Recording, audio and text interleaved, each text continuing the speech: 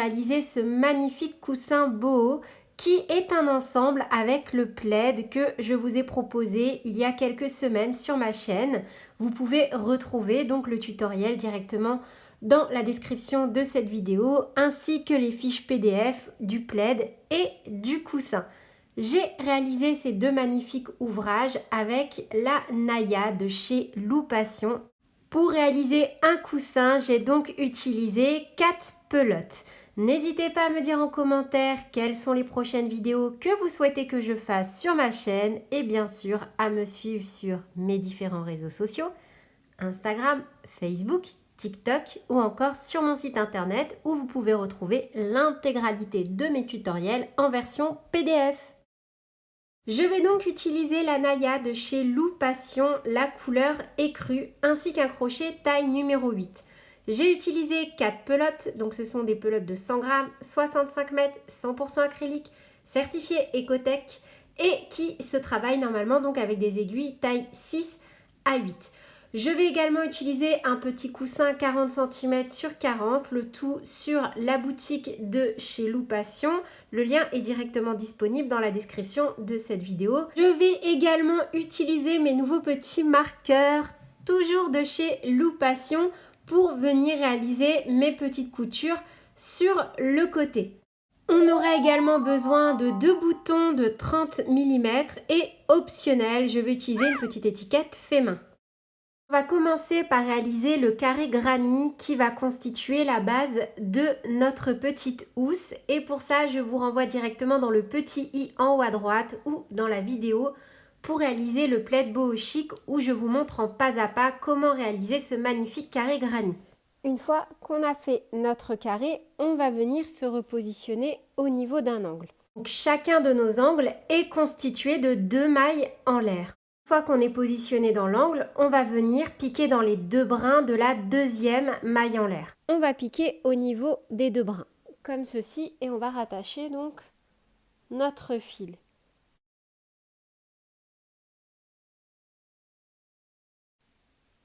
Une maille en l'air, un petit nœud, et au même endroit, soit on fait 3 mailles en l'air pour faire la première bride, soit on vient faire donc au même endroit une maille serrée, une maille en l'air,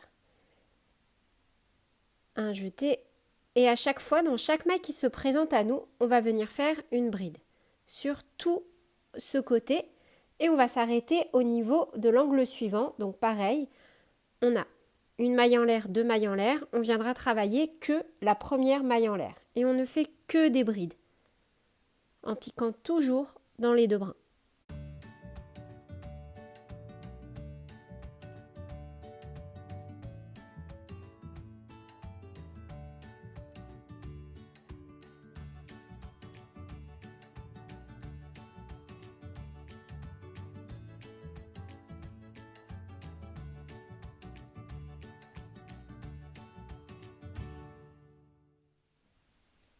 Et dans la première maille en l'air,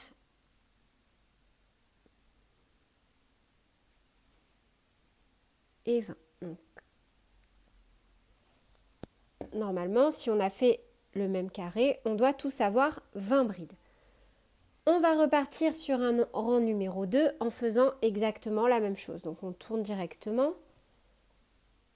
Dans la première maille directement, on fait une maille serrée, une maille en l'air qui compte comme notre première bride et on refait toujours en piquant dans les 2 brins. Donc un rang complet de brides, on fait 20 brides. Une fois les 2 rangs terminés, on fait une maille en l'air et on coupe notre fil. On va venir faire exactement la même chose de l'autre côté, ici. Donc pas ici, ni ici, mais bien en face. On va refaire exactement la même chose sur le côté opposé.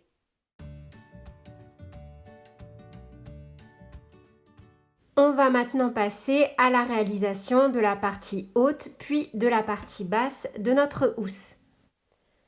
On va maintenant se rattacher sur la partie du haut. Et pour ça, on va venir donc attraper la première bride ici. Donc moi j'ai fait une maille serrée, une maille en l'air. Je pique dans les deux brins de la maille en l'air. Et je viens faire donc hop, un jeté autour du crochet, un jeté, je passe pour faire une maille en l'air, un petit nœud,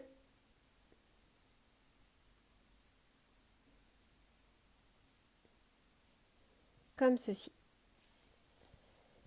Exactement au même endroit, je repique et je fais hop, une maille serrée, une maille en l'air qui compte comme ma première bride. Un jeté, je pique ici. Vous voyez, là j'ai une bride complète et là j'ai le rang entre les deux. Je viens piquer pile au milieu et je fais une bride, un jeté, je pique au milieu dans ma bride et je fais une bride, un jeté, je pique ici, voyez au niveau du trou, là, et on fait de nouveau une bride. Et cette fois-ci, on revient au niveau donc de la maille en l'air. Là où on a piqué dans le trou avant, en fait, c'était, on a deux mailles en l'air à chaque fois qu'on fait un angle, 1, 2, donc on a repiqué dans la première, là où on a fait notre dernière bride. Et là, on reprend donc un jeté, on pique dans les deux brins de la maille en l'air, et on fait des brides normalement. Donc, on va faire des brides comme tout à l'heure jusqu'à arriver ici. Donc là, j'ai fini avec 20 brides, donc sans compter les 4 premières, sinon au total ça fait 24, en piquant bien dans la première maille en l'air de l'angle. Un jeté, je pique donc dans la deuxième, là où j'ai fait ma première bride sur le côté, et on fait une bride. Un jeté, on pique au milieu dans la bride, et on fait une bride.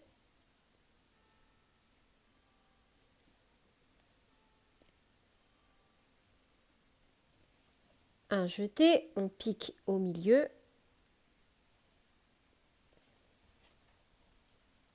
et un jeté, on pique tout au bout au niveau des deux brins. Maintenant, on va reprendre, donc on tourne. Et normalement, on doit avoir 4 et 4 et 20, 28 brides à travailler au total. Donc, moi, je commence toujours en faisant une maille serrée, une maille en l'air pour faire ma première bride. Et on reprend donc avec des rangs que de brides.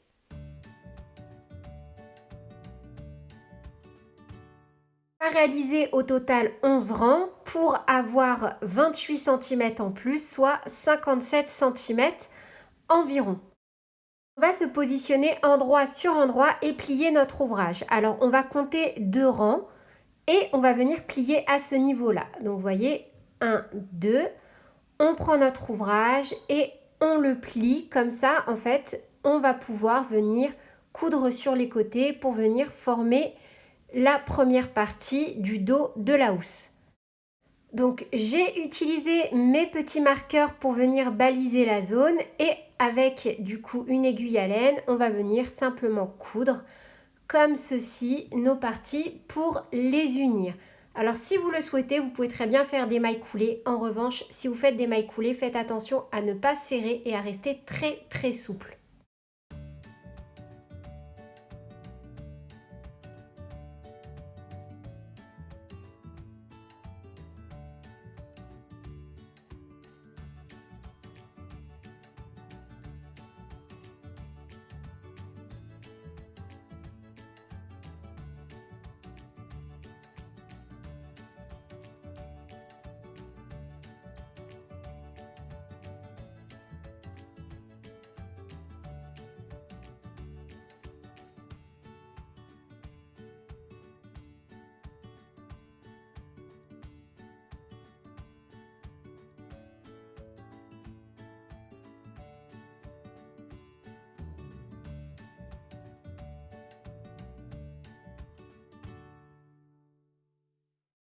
Donc voilà le résultat une fois que l'on a cousu notre petite partie. On va maintenant réaliser donc la seconde partie du derrière au niveau de la housse.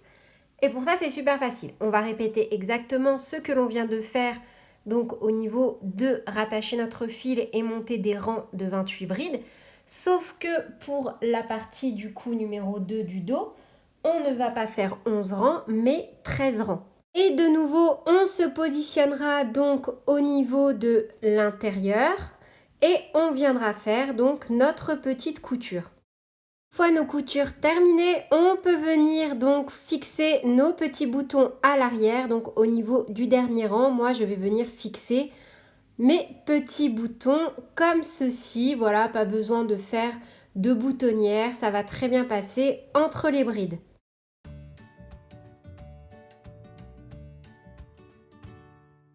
Vous pouvez, si vous le souhaitez, agrémenter votre coussin de 4 petits pompons. Pour cela, je vous renvoie de nouveau sur la vidéo du plaid boho chic. Et sur ce, je vous fais plein de bisous. Prenez bien soin de vous et à très bientôt pour de nouveaux tutoriels. Salut!